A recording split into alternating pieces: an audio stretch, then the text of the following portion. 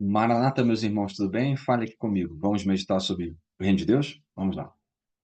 Vamos começar por Apocalipse capítulo 1. A gente vai ler do versículo 9 ao 10, que diz assim: Eu, João, que também sou vosso irmão e companheiro na aflição e no reino e paciência de Jesus Cristo, estava na ilha chamada Patmos, por causa da palavra de Deus e pelo testemunho de Jesus Cristo. Eu fui arrebatado no Espírito no dia do Senhor, e ouvi de trás de mim uma grande voz, como de trombeta. Aqui ele vai retratar, logo no início do livro de Apocalipse, como vieram essas revelações. Aí ele fala que foi arrebatado no Espírito, mas ele fala uma coisa muito interessante.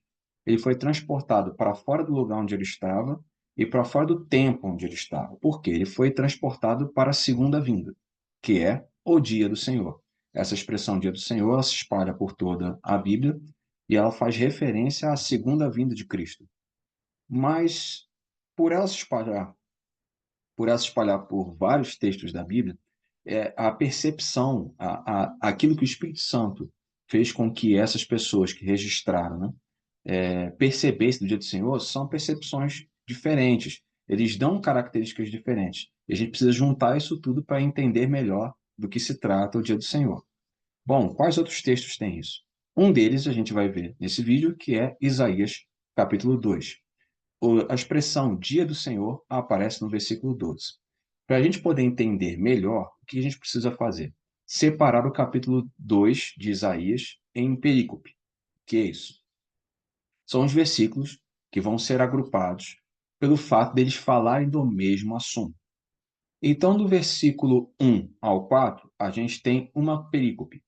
Essa profecia está falando do reino milenar, do reino messiânico, que é o reino de Deus que Jesus vai implantar quando voltar para a terra e se tornar rei de toda a terra. Do versículo 5 ao 22, ele está falando desse período do dia do Senhor, que é onde está inserido o versículo 12. E a gente vai fazer alguns destaques importantes para a gente entender um pouquinho sobre o dia do Senhor.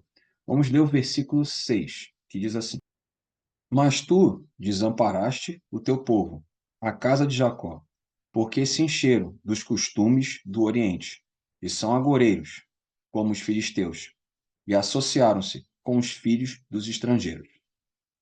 Aqui, o profeta recebe a revelação do Espírito Santo que, no dia do Senhor, vai ter um desamparo em relação à casa de Jacó, em relação ao povo de Israel. Então, se eu não sou judeu, se eu sou um cristão gentil, então isso não me afeta. Não é bem assim que funciona. Existe a questão da lei do enxerto, e nós fomos enxertados no povo de Deus. Antes, só os judeus, e agora todo aquele que crê em Cristo, os gentios que são crentes. Ele fala que vai haver um desamparo. Mas por que desse desamparo? Ele usa até a expressão agoreiros aqui. O povo de Israel começou a assimilar a cultura pagã de outros povos, deixando de ser distinto, deixando de ser santo. Então, o dia do Senhor vai haver o desamparo sobre o povo de Deus. Não só sobre Israel, mas todo aquele que crê em Cristo, todo aquele que está dentro da aliança em Cristo, mas que, infelizmente, associou práticas pagãs. É uma espécie de sincretismo religioso. Então, haver um desamparo por conta dessa associação, por conta desse sincretismo religioso, por conta desse dessa absorção de práticas pagãs dentro do contexto onde deveria haver santidade. Um outro destaque do dia do Senhor, que eu vou fazer aqui, é o versículo 8, que diz assim: Também a sua terra está cheia de ídolos, inclinam-se perante a obra das suas mãos, diante daquilo que fabricaram os seus dedos. Vai haver também um juízo, e vai começar pelo povo de Deus, vai começar por todo aquele que, em princípio, se diz crente. Mas juízo também sobre o quê? Além das práticas pagãs, sobre a idolatria. Ele fala que fizeram ídolos com os seus próprios dedos e se curvaram diante desses ídolos.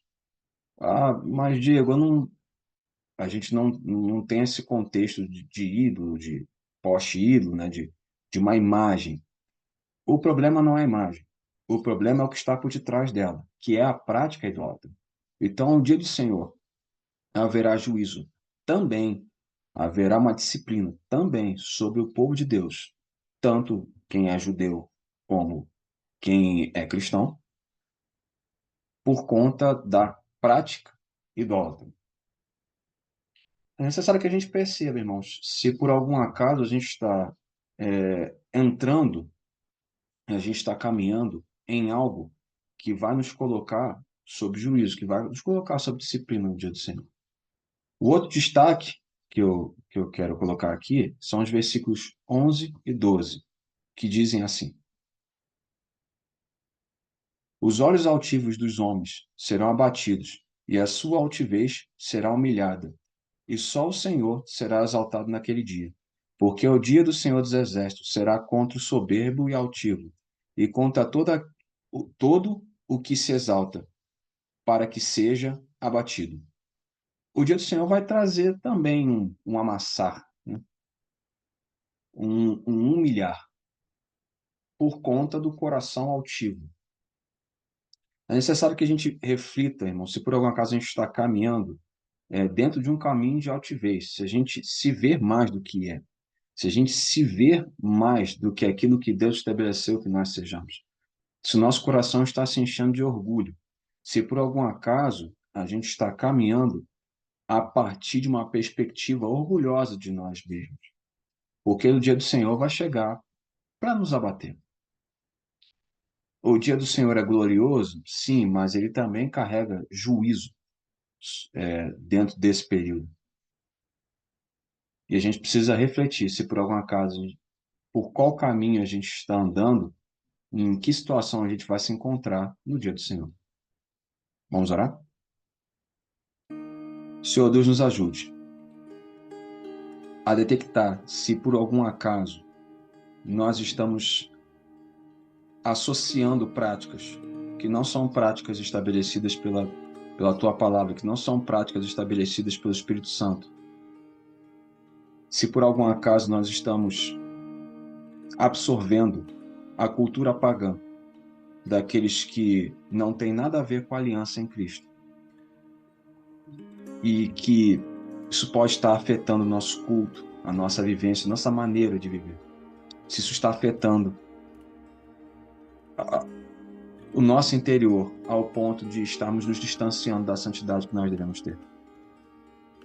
O Senhor nos ajude a percebermos, que o Espírito Santo nos guie a percebermos se por algum acaso nós estamos caminhando na prática idólatra, se existem pessoas, se existem circunstâncias que a gente coloca, se existe qualquer coisa que esteja ocupando teu espaço na nossa vida. Nos ajude a percebermos isso, para que nós venhamos a tirar a idolatria de nossas vidas. O Senhor nos ajude a percebermos se por algum acaso nós estamos andando orgulhosos diante do Senhor. Se por algum acaso nosso coração se envaideceu e ficamos altivos, e nós achamos que somos mais do que somos. E se por algum acaso nesse percurso a gente passou a caminhar um caminho que não é de submissão, que não é de rendição a Ti. Em nome de Yeshua, em nome de Jesus, nós suplicamos revelação do Espírito Santo, a luz do Espírito Santo, para que nós venhamos a perceber os nossos caminhos e nós venhamos a corrigir a nossa rota para dentro do caminho, que é o único caminho que o Senhor estabeleceu, que é Cristo.